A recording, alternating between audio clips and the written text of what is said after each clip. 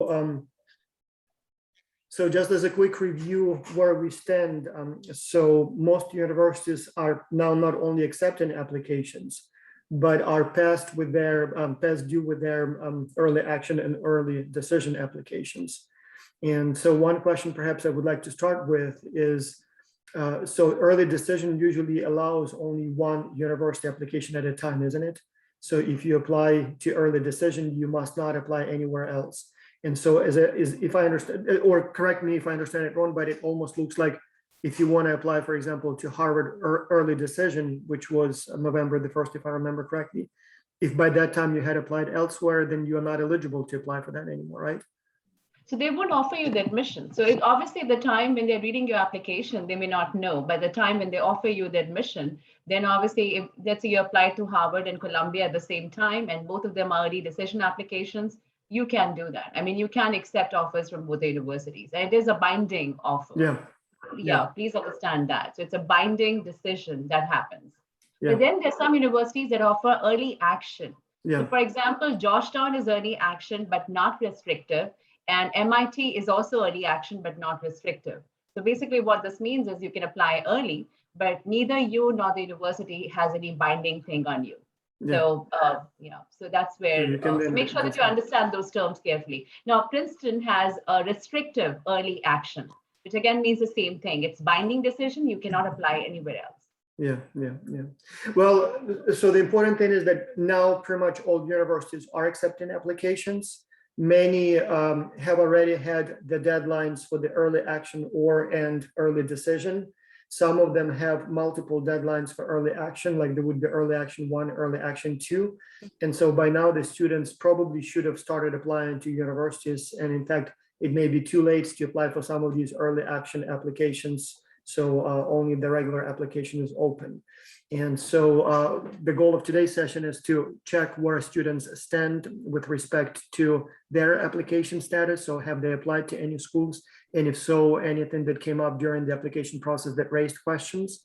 So one question I have for you, professors. So with the early action, I see that the statistics shows that early action application, for example, statistics or admission statistics is about 15% for elite universities, whereas regular application, it could be like as low as 5-7%. Does it mean that they favor early applicants just because they apply early, or does it mean that stronger students tend to apply early, and because of that, that the acceptance rate is higher? And then those who wait until the regular application tend to be somewhat weaker.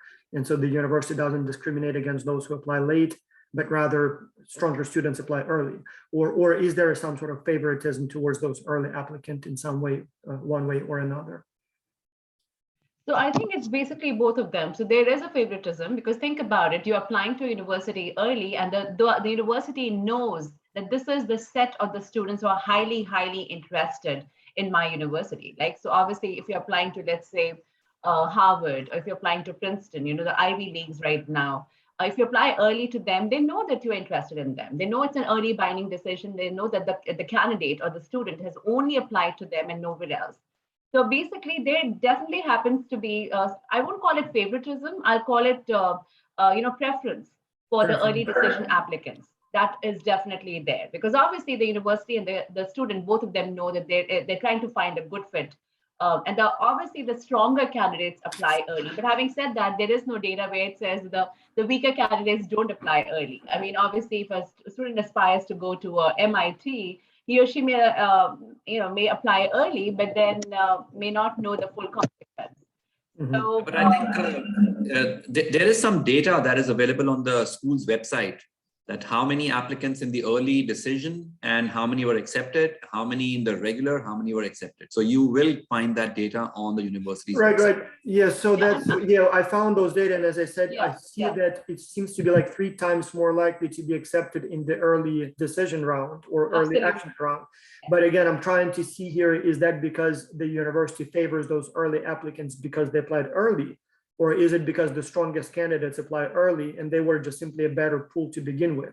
So what I mean is that, is it possible that with the same credentials, same SAT score, same GPA, same whatever else is on the resume, you have a better chance of being accepted if you apply early versus late? Or does it really not matter as long as your record stays the same? So that's sort of one thing that I couldn't quite Great calculate. question.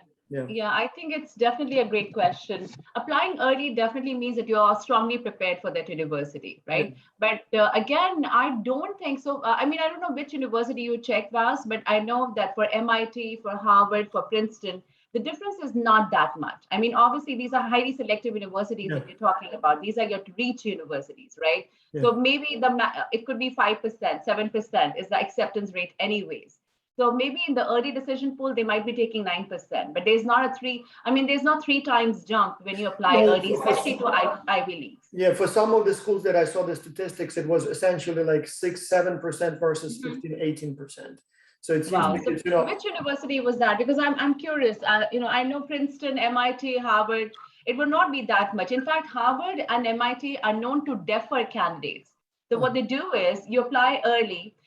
They will say that we liked your application, but we're deferring you to the common pool or to your regular pool. And that's what happened with Araman in all these universities. So basically, you get deferred, but that doesn't mean that your application is killed or your application has gone away. It just means that they will reconsider your application in the regular pool. So those things happen. But I know these Ivy Leagues, and again, it might be, you might be talking about the non-Ivy Leagues or something. That's where definitely Maybe, there yeah. is.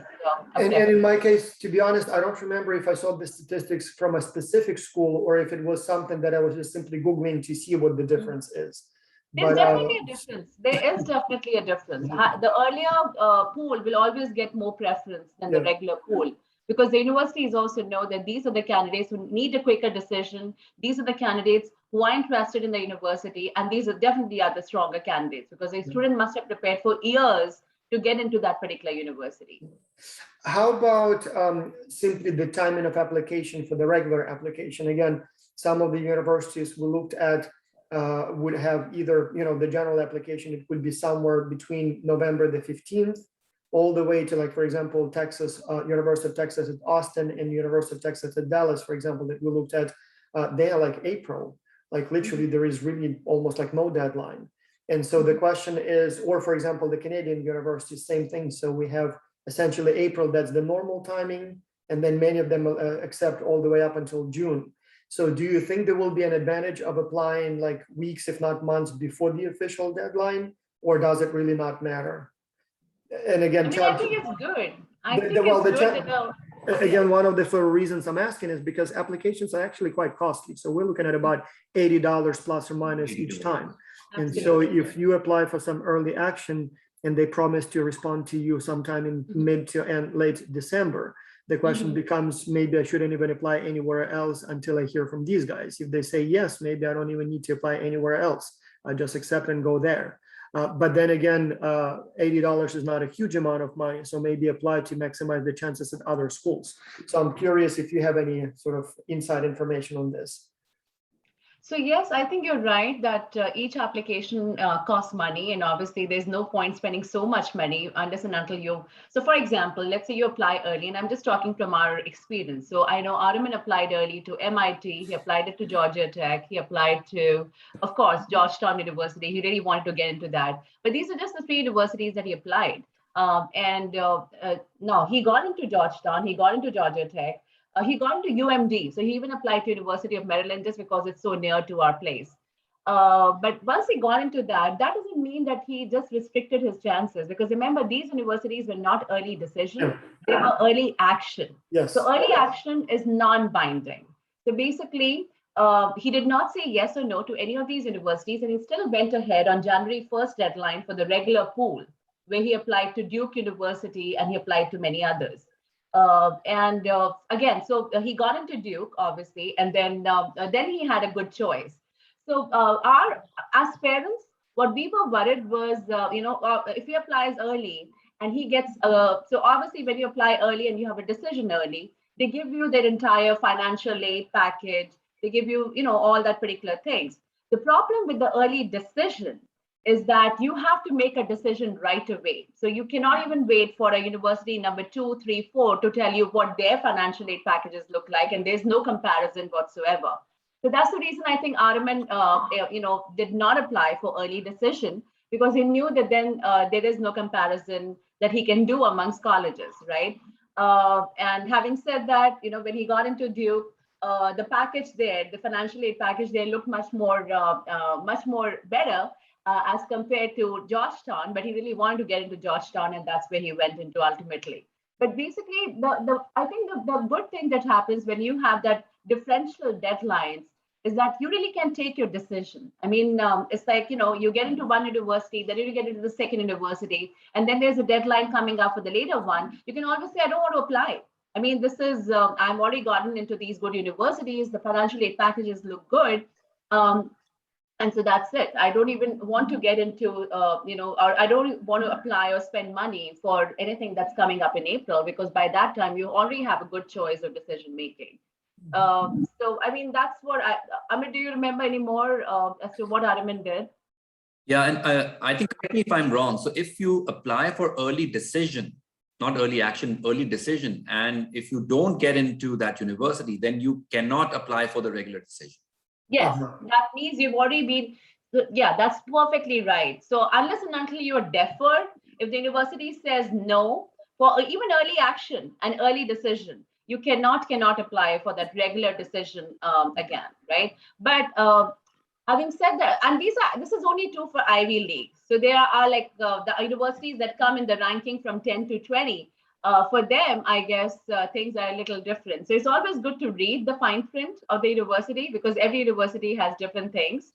But I know, so MIT, Harvard, as I was saying, they defer a lot of their candidates. So they don't want to say no to them just because they know that then the candidates or the students will not be able to apply again. And that's why they defer them. One important question, the financial aspect of it. So especially with those binding decisions. So I assume you have to take it, whatever financial package they offer. What if you are sort of willing to go to that school only if, I don't know, maybe for some students, only if they offer full package, or only if they offer a substantial discount. But if they, want you to pay the full price, you simply cannot, afford it.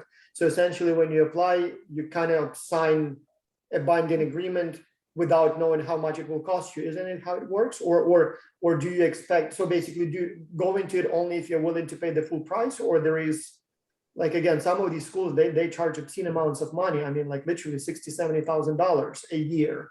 And so maybe the person would be willing to enter into a binding sort of application if there is some sort of financial support provided, but not if not. So, but you don't know that in advance, do you? No, you don't know that in advance. And the good thing from the Ivy League universities is that they are not giving you any merit scholarships. Now, what does it mean? Basically, what it means is there is no negotiation whatsoever. I mean, these universities, once they call themselves early decision, whether it's MIT, Harvard, Princeton, all those good universities, they do not do any kind of negotiation. So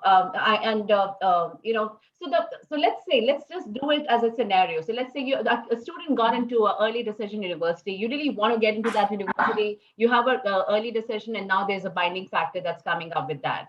Now, please remember that the university who has given you that letter and given you the financial aid, they also know that they want you really badly. I mean, they even from their side, when they offer you the financial aid package, that's the best package that they offer you, depending on your family's income, depending on how much you can afford, and so on and so forth. So obviously, they have given the best deal to you. Now, if you say no to them, so here's the thing. If you say no to them, you can apply for regular decision for other Ivy Leagues. So please get this right. The only thing is, at the early decision stage is when you cannot apply to all the Ivy Leagues at the same time. But when it comes to a regular decision and you've already said no to an early decision university, then you can apply for regular decision to those good colleges or universities that you want to apply. So it's not as complicated as it looks like, but it's just that the early decision is something which is binding. So please remember that. And you cannot apply to two universities with the early decision at the same time. That is illegal. I mean, that's definitely illegal. That means you're just putting up, once they know it, they'll make sure that neither you get into that university or nor you'll get into the other university. So that there is a handshake between those good colleges where they do not allow applicants to apply like at the same time to two good universities. But if you say no for an early decision application, then you can apply for a regular decision to any college you want, because you've already said no to the first prior decision. right? So the early decision, basically, you have to make a decision, let's say by December 15th. And that's where they've already given you the financial aid package. They've given you the best deal. Remember, that is the best deal from there. So there is definitely no negotiation that can happen with them. So I remember when we got a financial aid package from Duke, which happened to be better than Georgetown, and we reached back to Georgetown, they were like, that's it. This is what we can offer you. I mean, so the good thing which I liked in the entire process was that there was no negotiation that was happening between the two universities. It was purely the candidates or the student's choice as to where he wants to get in. Because obviously, the moment you start negotiating, you will always feel that, you could have negotiated more. Now, that's a human thing, like that's a human psychology. So since we know that the two colleges or the universities, that's the best deal. So it was purely from the academic side that RMN was picking these two universities and not from the financial aid package. So please remember that they are going to give you the best financial aid package possible. And you are saying that the calculations are primarily based on the need, right? So basically family income rather than— There's no merit. Yeah, absolutely. Meaning Duke does that have merit one can— applications. Amit, correct me. I think Duke had merit. That's the reason Armin's package was better than Duke, because he did get some merit financial aid. So they disclose what went into the calculations? Yeah. Absolutely. They disclose everything. They don't really disclose what goes into the calculation. They just give right. They There is do those pockets that you get into. So the financial aid merit, you got this much. Then on the basis of the need, you got this much. Yeah, but what is the reason that they wouldn't? So the calculations behind coming up with those line items, no, that we don't know. But then, so during pandemic in 2020, when RMN was getting into all the universities, so that was an unprecedented year. So many universities, they started reaching out to applicants to see, if their financial situation has changed. Maybe some parent lost a job or something. So there were emails coming to us that please reach out to us, to the financial aid office, in case there has been a change in the family situation. Mm-hmm. So at that time, at least, there was some negotiating room, maybe, for some parents that, one of the parents has lost a job, or suddenly, there's a big medical expense that has come up. So they are willing to listen and maybe make some adjustments if there is a change in the situation. So I think it's a good idea that, if you've received the financial aid package, it doesn't harm to reach out to the financial aid office just to find out if there is anything else that can be done. So that doesn't really harm. So maybe, you get a better deal, slightly better deal. But one thing is definite. They do not compare the financial aids. If I say that, hey, I've got from this X university, I've got a great package and this is what I've got, this is what I'm showing it to you. They will not negotiate on those terms. And they just look at their own calculations, and maybe there is some leeway in that, but just to match another offer, they don't do that unless you are maybe, Einstein stuff or something. So then they might just do it. Otherwise they don't. Do they have financial— add to that? Let me just add to what Armin just said. So obviously here, the comparison that we are doing here is the best universities. Now, obviously, if you're applying to, let's say, a little low tier, but again, low tier doesn't mean that it's a bad university, right? I'm just talking about tier 1. Yeah, if it's at the top. So I'm talking about top 1 to 10, right? Obviously, there is no comparison. But the moment you jump from 10 to 20, that's where things go a little different, probably that's where, and again, I would say no harm reaching out to them and showing the financial aid packages of the other universities. You can always say that the decision depends on the financial thing, and probably they might just pay attention to that. But the scenarios that we are discussing here is the scenarios by a very high profile universities who are already in demand. So they would not do any comparisons, but the other universities may. Yeah. So it's always a good practice. Remember, you've already gotten, so once you have a decision, no one can go back on the decision to say no to that. So remember, once you have an early binding or whatever decision that you have, and the decision is in your favor, please ensure that you get the financial aid package and reach out back to the universities to negotiate more. No harm doing it. I mean, the max there says no, right?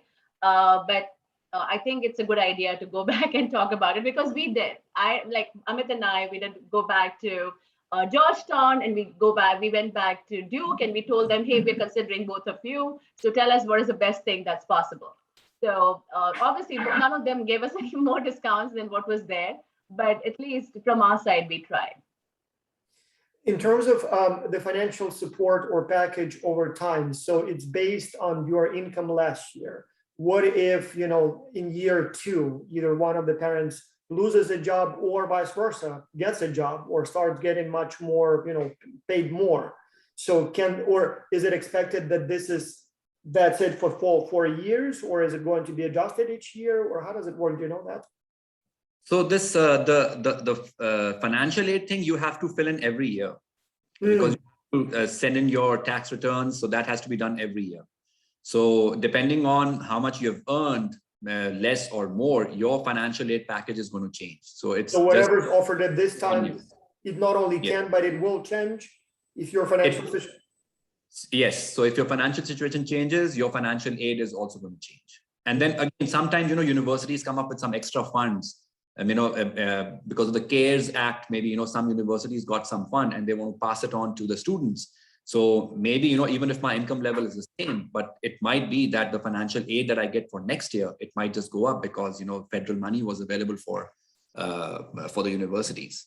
So you have to fill in that FAFSA form and all that other items. There are like 2 forms or something that they have to be filled up every year. Another thing, so when I type in tuition at a particular school, any of them, so normally that doesn't include room and board, whatever they state as the base tuition, right? So room and board, that's the additional number, or that's included, like everything's included. Like, for example, if Duke says that it's like 70-something thousand, 72, I believe now officially. So that's without any financial support, but including room and board, but it's only, or is it only the tuition, but room and board would be extra? So I think that 70K includes room and board. You should always look at the cost to attend. So there is a cost of tuition and then cost to attend. Cost to attend is which includes everything: your books and supplies, your room, board, your dining hall. So all of that.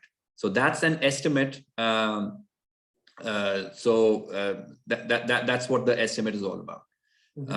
Make sure that you go to the university's website to have a look if it says like 50,000. So what does that 50,000 include? Is it the cost to attend, or is it just the cost of the tuition? I see a comment here from Maxim. Maxim, I think that's correct. What he's writing is definitely correct. One thing that you should definitely do is go to the university's website. So MIT, Harvard, Princeton, they have those calculators. Use those calculators, put your family income in there and figure it out, because they have those inbuilt formulas in them, and figure out how much, discounts and everything that you'll get. Because all these universities claim that they can give you maximum like 80% or 90% of the tuition. But remember, that's off the tuition. That doesn't mean that the room and board will be extra, your books will be extra, so all of that comes extras, right? But I think that calculator is a good way to figure out how much is the cost to attend that particular university. Yeah. And whatever is the discount, that's always on the tuition. I mean, you don't get any. Yeah, there's no discount on room or tuition, or room or board, or even the food expenses. So that's. So can you? I know it depends very, very much based on the family situation and everything, but in any case, or any chance you have rough numbers of how much? We know the base tuition. We can see that right away. For top 10 schools, as you said, 10 to 20, 20 to 50, and so on and so on. But so for a family of, let's say, average income, what kinds of discounts do you normally see or expect to see from that base tuition? I mean, from what I understand, like, for example, with Aryaman, I don't remember the precise numbers, but what you gave me, it was still a substantial amount that needed to be paid, right? So it's not like, they discount 95% and you just pay some symbolic amount, right? That's true. Yeah. I mean, I don't remember. Amit must be having the proper data, but I know 72 is what it really costs for getting into the college, which includes your tuition, your books, your food, your room and board, everything. But even with all the things, I think it was still over 50. Per year.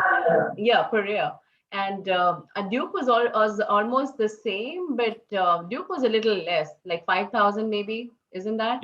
Yeah. Duke came up with difference could be, if you say that's everything. I mean, there is a huge cost of difference in cost of living.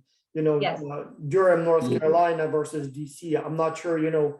how much. You're right, absolutely. But then you're getting the dorm, so it's fine. I mean, so both the places, the dorm was guaranteed, so they were giving you the place to stay, and of course, the food is a part of your tuition. So really, from a student's perspective, the cost of living doesn't really matter. Well, I mean, that's obviously, right. the family. I wonder if it should factor in any way, because both well, I guess the property tax on the building in North Carolina, the dormitory.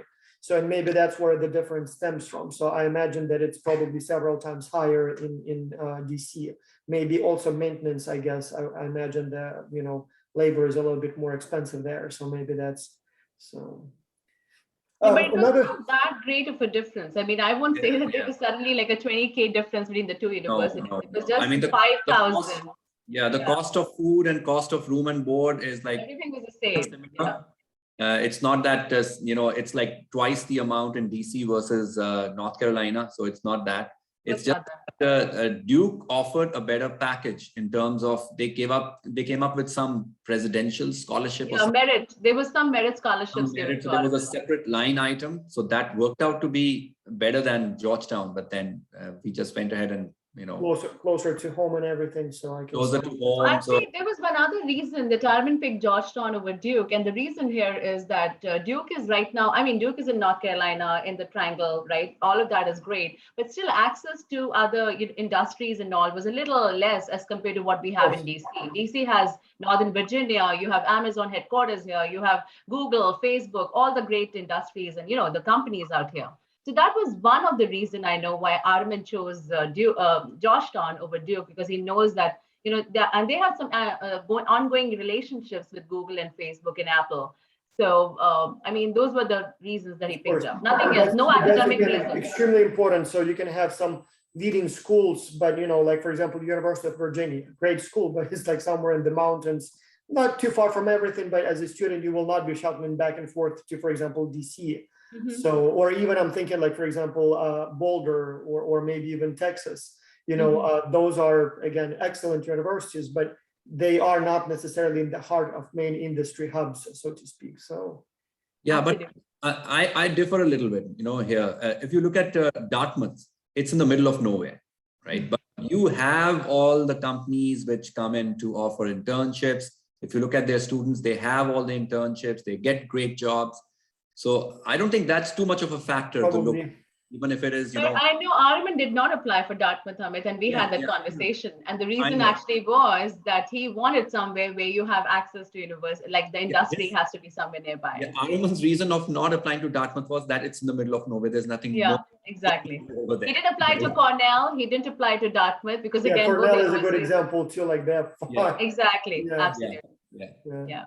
But DC does give you that advantage. I was not convinced as a parent, as a mother. I always thought the Duke was better than Georgetown. But now that he's into Georgetown, he's gotten those great opportunities. He went to Switzerland in summer this year as a part of the research intern at ETH Zurich, and all of those things happened on his own connections because of Georgetown.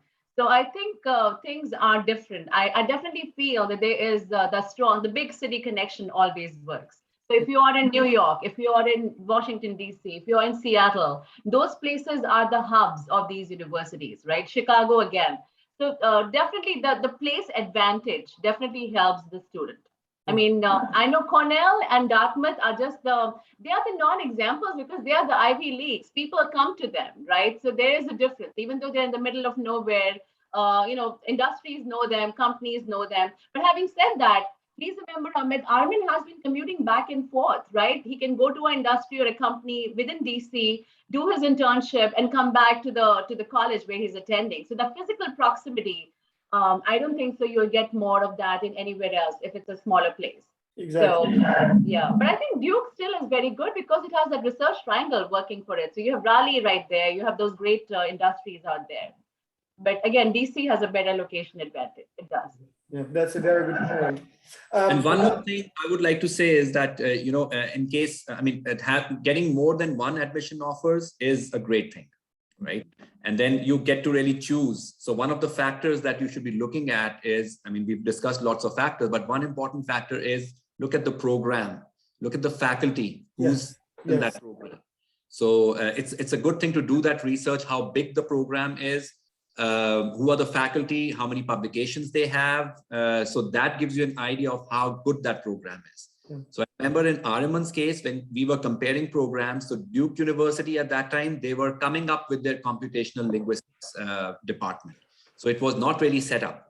So he did talk to the chair of the department over there, and he got to know that, they are hiring like 2 more professors, so they're building that department. Whereas in Georgetown, it was pretty much established. It was a small group, but highly productive faculty and a very good PhD program. So he thought that, yes, considering all of the factors, and this factor was also one of the things that, okay, they already have an established program, good research publications coming out from here. So probably this is going to be much better. So always look at that too, in case you get into that dilemma. That I've got 2 universities or 3 universities, where should I really, say yes? So definitely look at the programs. That's a very important thing. Yeah. One question that comes up again and again is scholarships. So the actual application does not include scholarship. Apparently, some schools have their own scholarships. Apparently, there are some centralized or non-university affiliated scholarship foundations. Can you tell us a little bit more about, have you explored it enough? So if a person cannot go to the school without a scholarship or heavily depends on it, what steps need to be taken to apply for one? How do you find those scholarship opportunities? Is it something that needs to be done at the university level, or is it something that is done independent of the university, or both? Because that's a mystery to me still. Yeah. So I think it's done at the university level. I would just say that when it comes to scholarships, you can pick any. Obviously, they know that all the students who are applying for a university are looking for financial aid. They're looking for scholarships. They're looking for tuition scholarship. They're looking for merit. They're looking for need-based. So those kind of decisions are made at the university level. So when you get your final financial aid package after you're accepted to a university, that's when you get to see, okay, this is a merit scholarship that I've gotten. This is a need-based scholarship that I've gotten. And then again, remember, it's even though they say it's a binding decision, it doesn't mean that you all accept all the conditions of the financial aid. If I were you, whether it's a Ivy League or whether it's a non-Ivy League, it doesn't matter. Just negotiate. Just reach out back to them and say, I'm thinking, can you give me more merit scholarships, or is there any other scholarships that I can apply for, or can you get me some financial aid, like the need-based? Yeah, because my condition is like when you say ask, so what would be the department or it's a financial aid counselors. So when they give you the full package, you do have email addresses of the financial aid counselors in the package. That's how we got it, right, Amit? And then you can even reach out directly to the dean. So I remember in Georgetown, when as parents, we were making that decision, we reached out to the dean of undergraduate college. Is that right, Amit? Yeah. So when you get the financial aid package, you'll have a dedicated counselor, depending on the last name of and that's at the time when you get your acceptance letter, or is it at the time of application? At the time when you get the acceptance letter. Acceptance. And let me add to it. So, within the university, you'll get some merit scholarships and some president scholarship or whatever. There are external scholarships also available. So, for example, every state government, they have something because they want to retain the students back in their state. So they will offer, apart from, the in-state tuition, they might offer some other incentives for the students to stay back in the area. So for example, the DC government, they offer, I think if you're applying to any public university within like anywhere in the country, I think they give you some sort of like $10,000 or something like that. And if it's a private university, then they offer you like $2,000 if you're in the vicinity of DC. So there are some scholarships which you'll have to probably Google and look at, if the North Carolina State University, if they offer any college scholarships. And there could be some private institutes that offer some scholarships, and most of them have like, some of them, they'll offer like maybe $1,000 or $2,000 a semester. You have to write an essay or something. So just have to make a little bit of effort. And sometimes, money is out there, which is unclaimed, which just goes waste every year. So make use of those scholarships. Even for international students, you just got to Google it and look at those scholarships. It might be a small amount, but then every dollar matters, right? Why leave it on the table? Most of the scholarships, they just go unclaimed every year. So have a look at that. There could be some state government scholarships. There could be some private scholarships which are available and which are totally external to what the university is offering you. And once you get that scholarship, it will go directly to, I think you'll have to just contact the financial aid officer and say, hey, I'm getting this. And the money gets, I mean, the money doesn't come to me as a student. It will go directly to that university. So it will come up as a separate line item that you're getting this, whatever, DC CAP scholarship or whatever. Yeah, yeah. North Carolina had a deal at some point where if you graduate from a high school in North Carolina, all 16 campuses are free as long as you get accepted. But I think they ran out of money or whatever changed, so now you still have to pay. Although in-state tuition obviously is very low. And that brings me to the next question. So one more about the scholarships. So do you need to apply for them at the, like, for example, let's say somebody, one of our students applied to University XYZ. And there was nothing in the application itself that asked about the scholarship. Does it mean the student now needs to start actively searching through the university website and financial counselors about the scholarships and apply for them right away? Or does the student now wait until the acceptance letter and then looks for the opportunities to get a scholarship? So I think you have to wait till the acceptance letter. But I remember when we went for the information sessions with the universities, you do have a financial aid counselor there who gives you the breakdown of the financial aid application, right? So I remember that we still have some sort of an idea that this is how the financial aid will work out for Princeton, or let's say for Georgetown, or for some other university. So, correct me if I'm wrong a bit, but I think we did have some idea before we were applying. yeah, and when you're applying to these universities, I mean, you have to apply for the financial aid. I think there are like, I'm forgetting now, there are like two separate forms. One is the FAFSA and one is within College Board, I think they have another one. So there are these two forms that you are supposed to fill up. I mean, if you don't fill up that, then obviously they are not going to calculate any financial aid for you. So, but definitely fill up those forms. So you're talking about these federal financial aid forms now, right? FAFSA. What is it? Maxim, One is FAFSA. Yeah, I think you filled it out. So I remember there was something that he needed, like some documents. Yeah. And there's always a financial aid deadline that comes after your early application deadline. So that's one good thing, so you apply early, you're not thinking about the financial aid as a student. And once, you've done your early decision applications, then you can start filling up your financial aid application. And I think the deadline is much later. There's always a month difference between the financial aid and the regular and the decision application.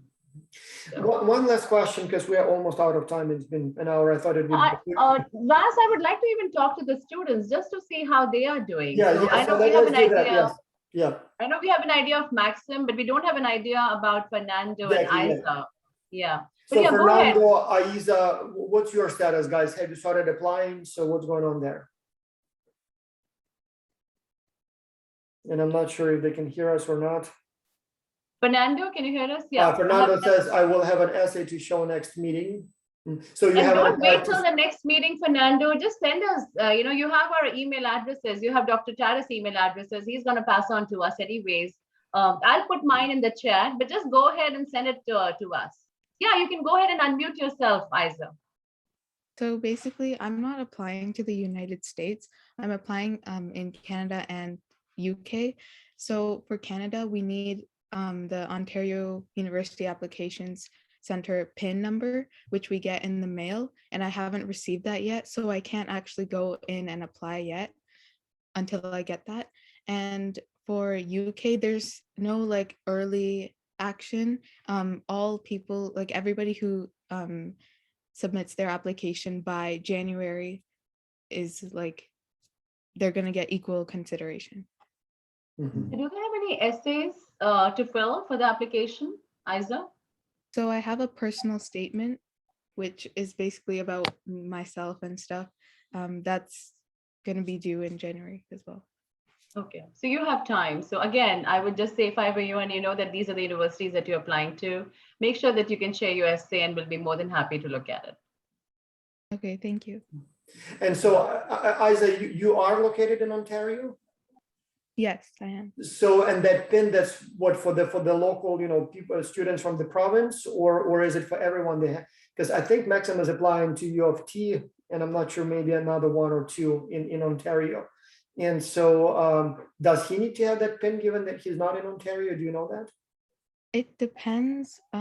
If he's applying through Common App, then he doesn't need it. It's only I think they're not part of the Common App, at least not U of T.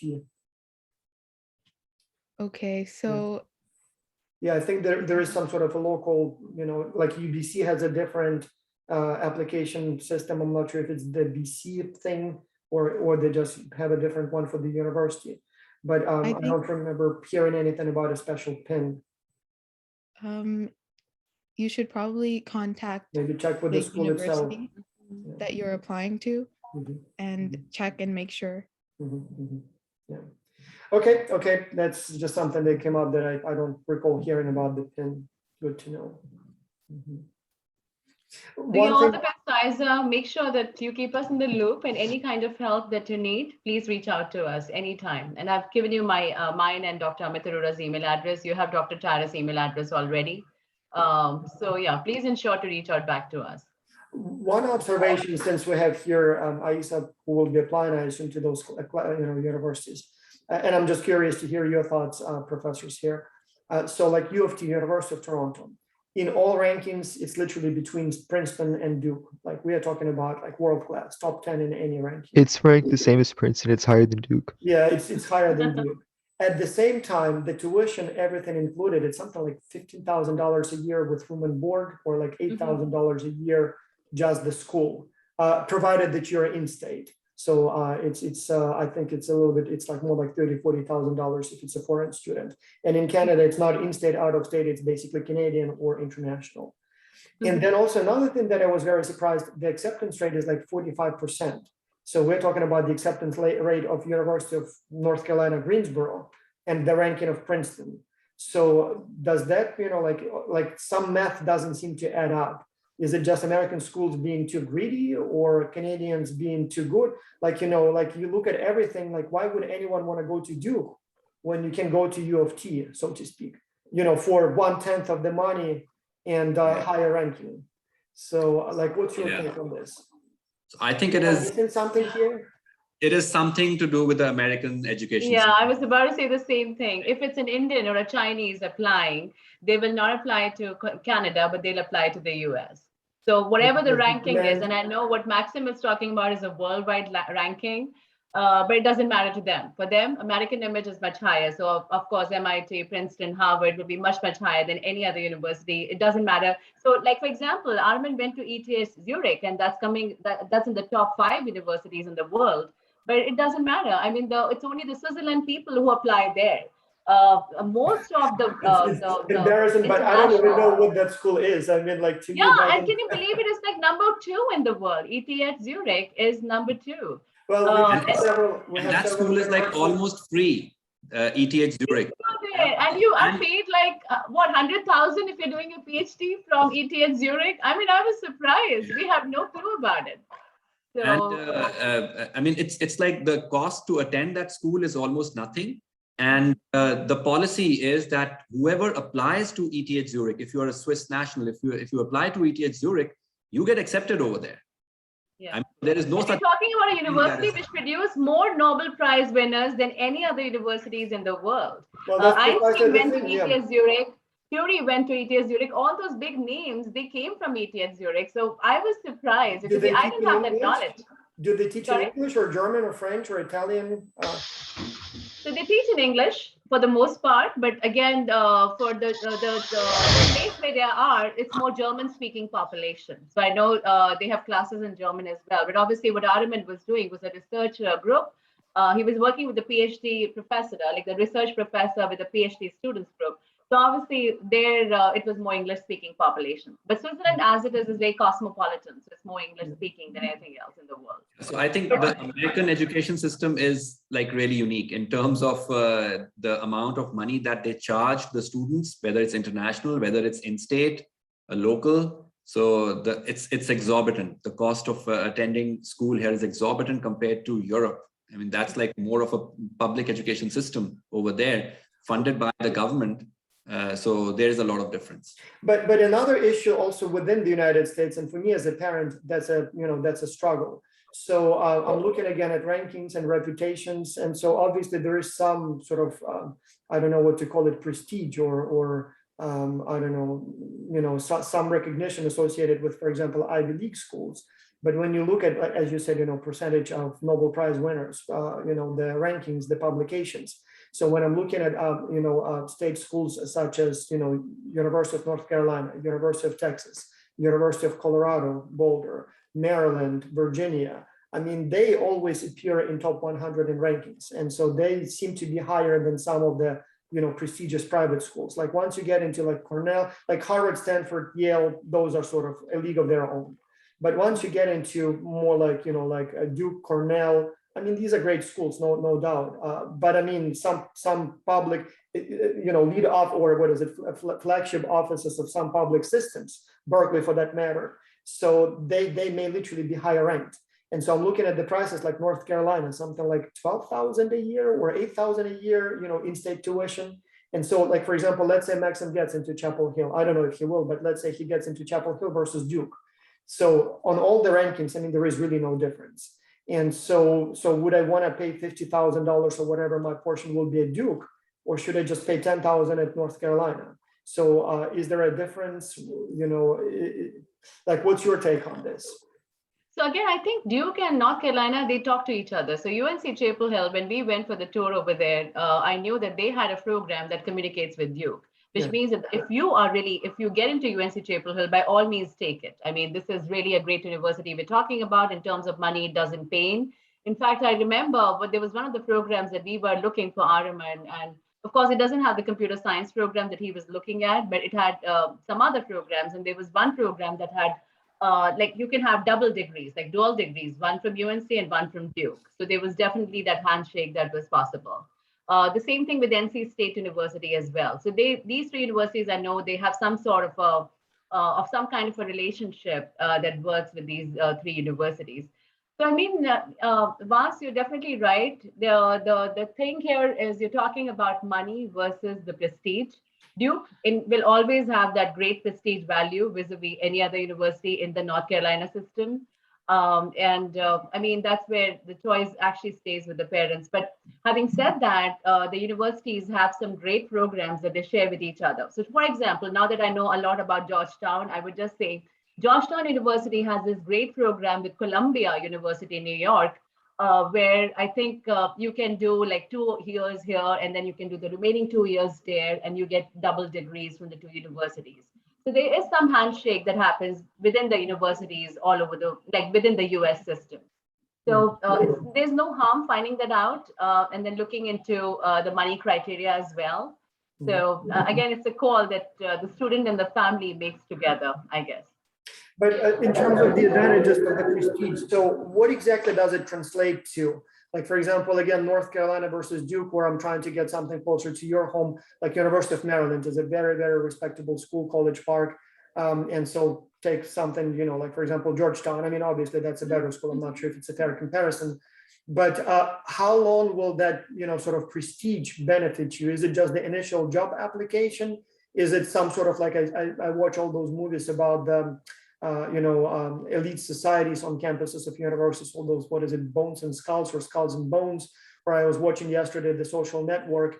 So with the whole thing, Zuckerberg and everybody on campus of Harvard, and then they expanded into some, I think Columbia was, so basically there seems to be some sort of access difference if you're at those schools. So how much a difference does it play in a sort of lifelong perspective?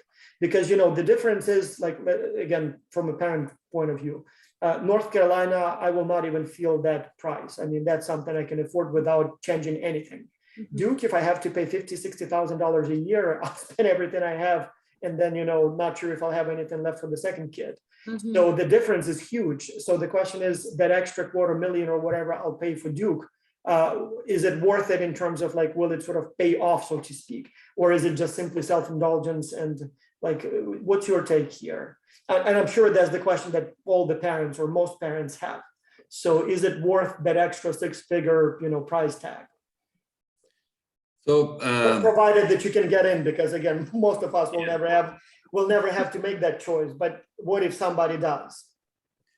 I think a lot depends on the individual also.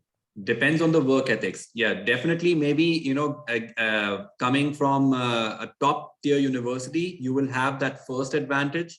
Maybe you have access to that big network and the Yes. big campus interviews. All those big companies, they'll come over and look at the candidates, and maybe you get the first job. Yeah. But then if you're not performing after 1 or 2 years, you build up your resume, right? So they will not look at where you really graduated from, but what work you are doing while you're at that company or in that organization. Yeah.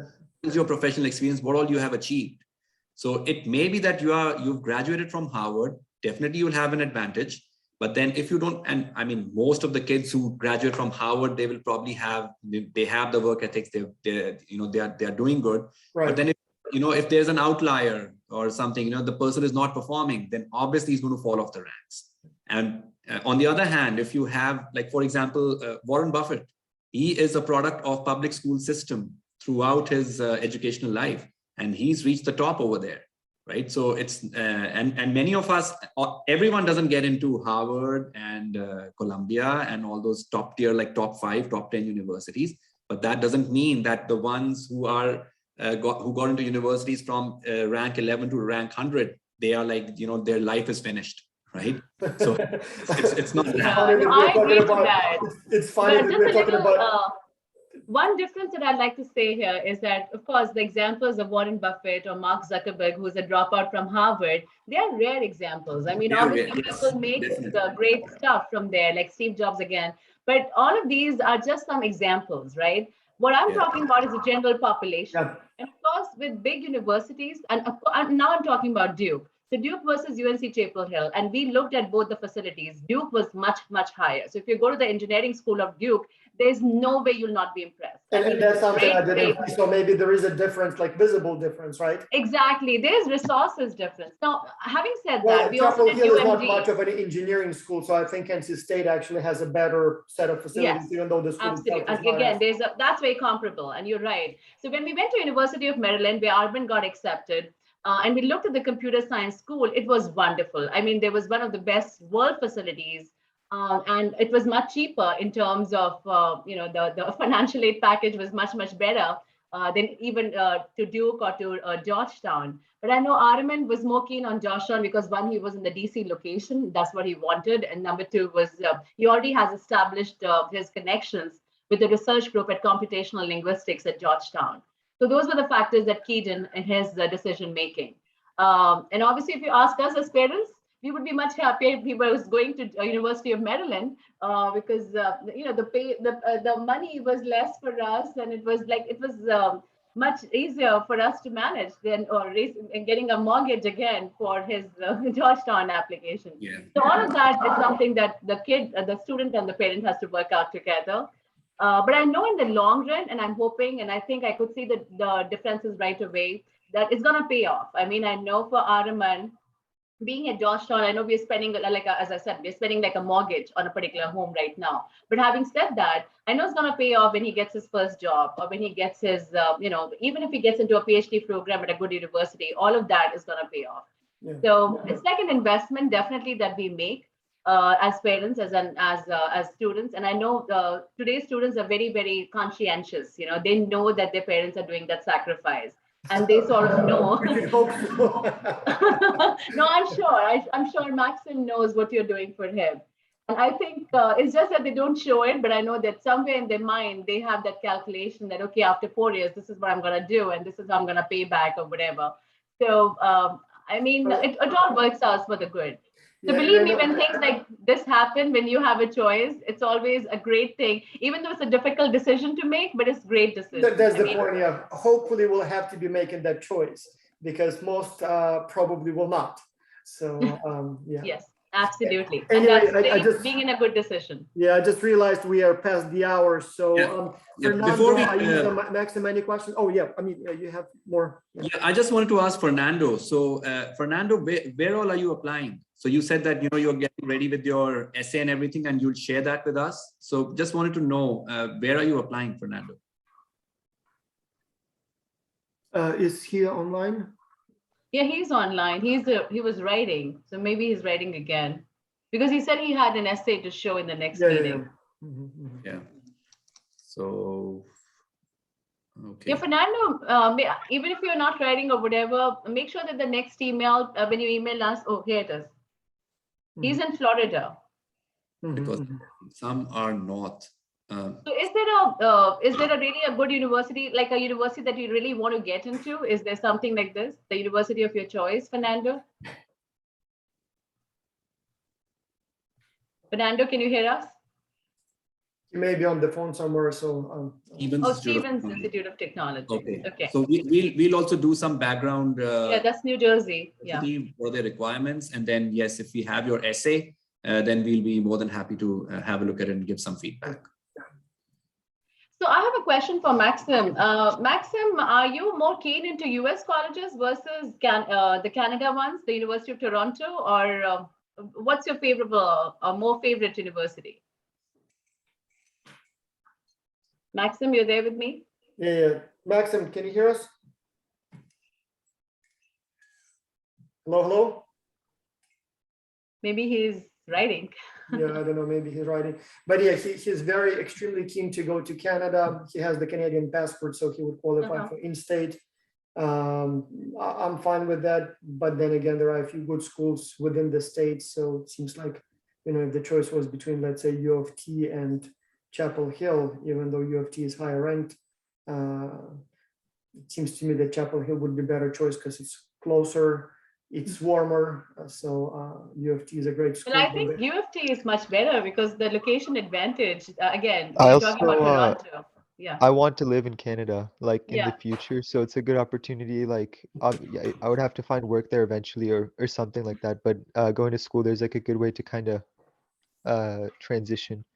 Yeah, that's a good point. Absolutely. And I think Toronto has a better location advantage compared to Chapel Hill. So I would vote for Toronto. I know Amit may say different, and I know Vas will definitely say different because of being a parent, and I completely get that. I have a very, very strong bias against the eastern provinces of Canada. So weather-wise, so British Columbia, Alberta, we lived there for many years. I'm fine with that climate.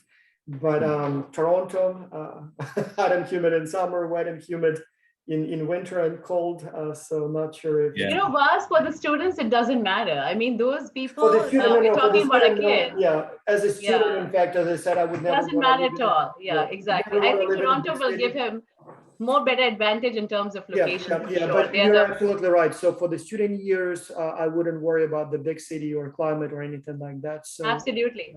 And Toronto being a bigger city, now that I know what DC has to offer vis-a-vis Duke or vis-a-vis North Carolina, I would always say go to a bigger city. I mean, you really cannot college, So for the rest of your life, not sure if there is a no, salary that would force he has lots of time to make that decision, whether he wants to stay in the US or Canada, it doesn't matter.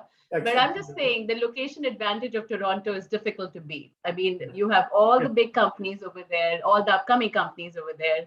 I think it's great. If had you said California, Toronto, DC, New York, I mean, these are the places to be. So yes. Yeah, that's very true. For the education part of your life, absolutely. Absolutely. Yeah, that's right.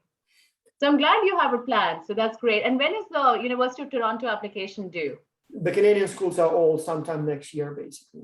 Oh, There's okay. like So early decision. It's not, I don't think it's exactly early decision, but like the equivalent is around December. I forgot what day specifically, but then yeah, like the general deadline is January.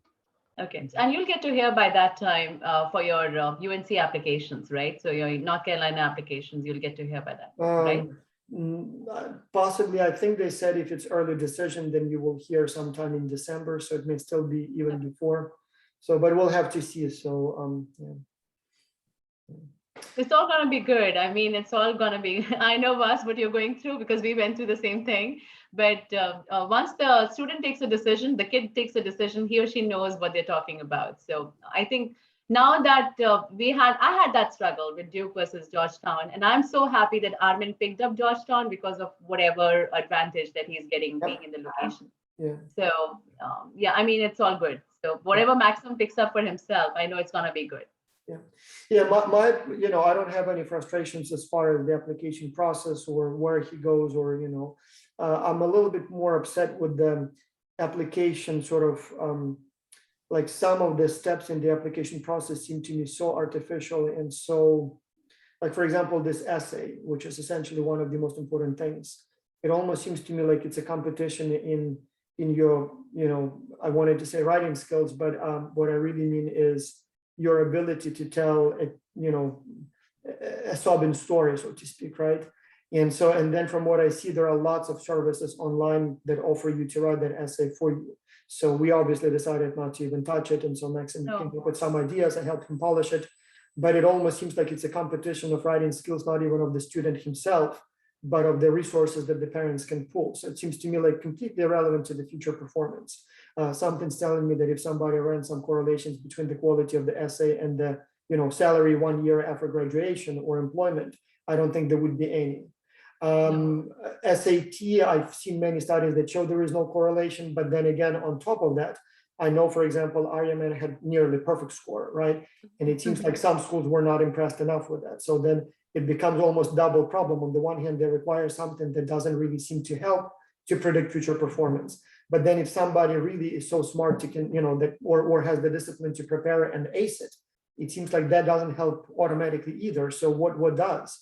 Or GPA, same thing. So it seems like on the one hand, all kinds of things can happen that can damage your GPA. On the other hand, even when you have a nearly perfect GPA, which again, my understanding is that Aryaman had, again, it doesn't seem to automatically open any doors.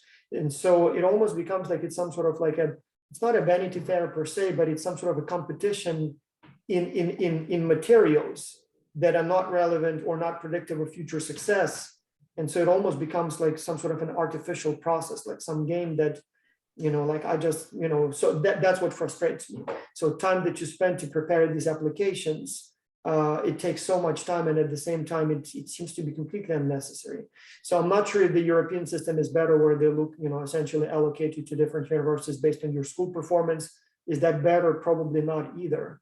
But yeah, it almost seems like this whole application process is to some extent like some elaborate game with a weird set of rules where the winners are selected, on some arbitrary criteria. Or if you happen to come out, from money, so to speak, if a family is extremely wealthy, it seems like you can get into those elite schools.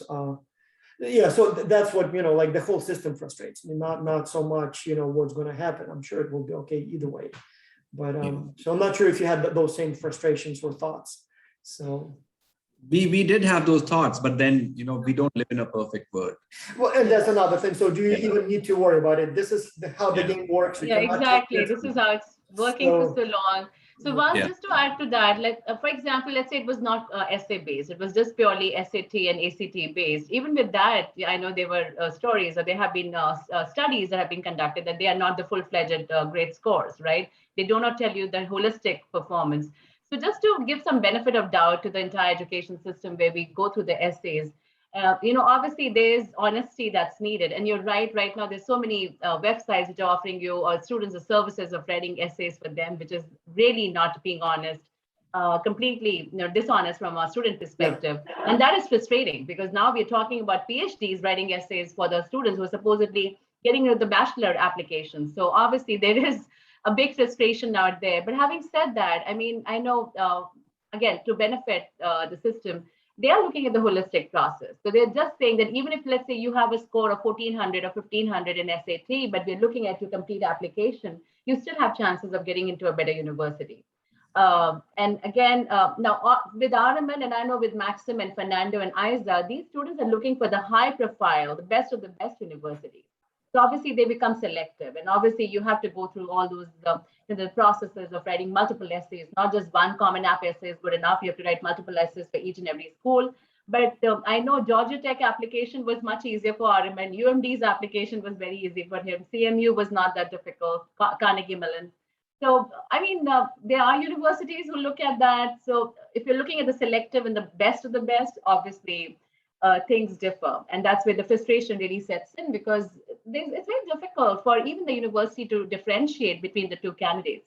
Two Asian students applying at the same time, same scores. How will they pick from the ethnicity perspective also, how will they pick up the best student? It's difficult. So I think that's where the entire problem happens. And it's all about demand and supply, right? If the demand is high for one university, you've got like 80,000 students applying and they just, the acceptance rate is just 5%, 6%. They'll have to come up with something. And if you go down in the ranking, let's say a university is ranked 200, There, the acceptance rate is probably 50% or 60%, right? So it's all about demand and supply. And it's that perceived value, that prestige value that we all aspire for. I mean, that makes things a little, that games the whole system, right? The system gears towards all these things. So how to make it more selective. And I would just say the same thing. Like, for example, again, Chinese students, Indian students, you will get those perfect scores. You will see that 4.0 GPAs over there. Now, how will the university justify picking one over the other? There is always a problem. And you just cannot pick up all the Chinese students in one university. Even that's wrong, right? There'll be a lot of, that's completely immorally unethical, right? So it's difficult. I mean, I know as parents, we always get frustrated because our student is getting frustrated, but as now that we're also educators, we know that there has to be a balance. So, I mean, that's where we'll have to give some credit to the system and some credit to the program, the managers, you know, the admission managers or the officers who read your application, because I know they do read the application. Yeah. I mean, it's not a robot reading your application, it's a real person reading the application. Yeah. So, yeah, I mean, it's a difficult thing. It's like I mean, chicken or egg, I don't know what it is, but it's difficult. And it's just the process. I mean, we all go through the process. It can be frustrating at times, but believe me, in the end, it'll all turn out to be. Yeah, it's all worth it. You will have the choice. Believe me, if you have put in so much of effort and so much of things in yourself into the application, you have invested yourself in the application process, you will have good choices. Yeah. Well, I wish everyone here a lot of choices, and hopefully your choice will be, you know, between an excellent and great. Yeah. Well, thank you so much. Very informative, and let's see where we stand in 2 weeks. And Fernando will wait for your essay, so please ensure you send it to us as quickly as you can. Mm-hmm. Yep. All right. All right. Bye-bye. Thank you. Thank you, everyone. Thank you so much. Mm-hmm.